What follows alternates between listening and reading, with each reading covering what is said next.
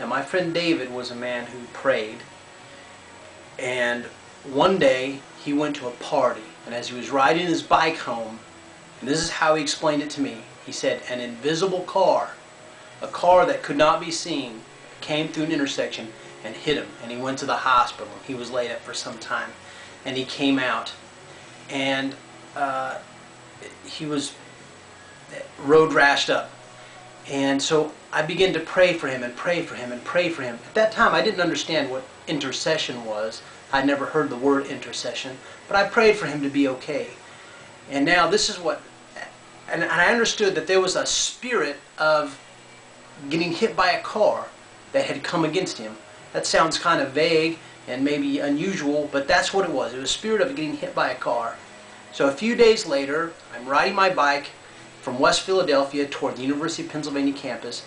I'm headed down Chestnut Street, and it's busy. Now I could ride my bike fast, and I was moving with the traffic, but nonetheless, a tow truck comes up alongside me. The driver rolls down the window, starts cursing at me. Get off the road, get out of the way, stupid bicyclist. Except there's a lot of profanity there. So he got me pretty hot. So I adjusted my speed, so I came up right alongside his window, and I got right in his face, and I let him have it back.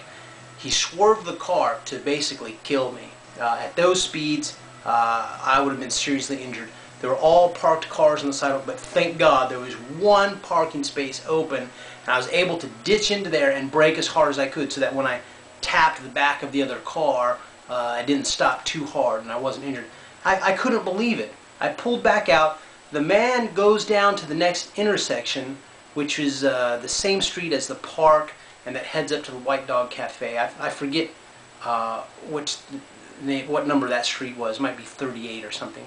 But he throws on the brakes and spins out through the red light into the intersection and turns to come up the street the wrong way and hit me again with the truck. So I outmaneuvered him by picking up my bike, going between the cars and getting on the sidewalk and going through. And he pulled up again into the intersection, blocking the traffic going the other way. And he gets out and picks up rocks, starts throwing rocks at me. And I'm really far away. The whole thing was really bizarre, and I still wasn't feeling any fear. So I just started laughing at him, and I started mocking him. Again, this is not the best thing, but this is how it went down. And I said, come on, you can't hit me from there. Come on, I won't even move. Throw the rocks. And of course, they all missed. So that made him even more furious. So again, he got into his truck and started speeding after me.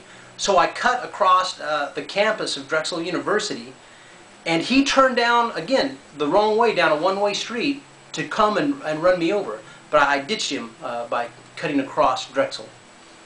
Many months later, I was really thinking about it. I said, Lord, I want to know, like, what was up with that guy that day? I mean, he tried to kill me. Make no mistake. Make no mistake.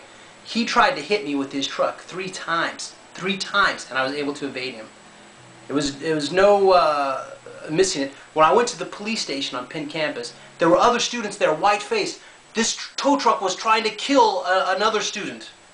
Okay, the guy was clearly trying to kill me. Many months later, I'm at Sam's place, West Philadelphia, 45th and Pine.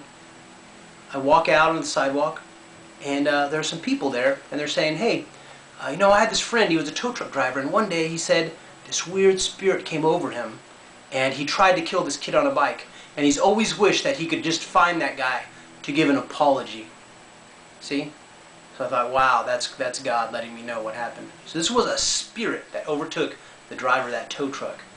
And it was because I was interceding for my friend David. So this is no ordinary affair. There's something real and spiritual going on. And I don't understand why, but some people are involved in these things and other people aren't.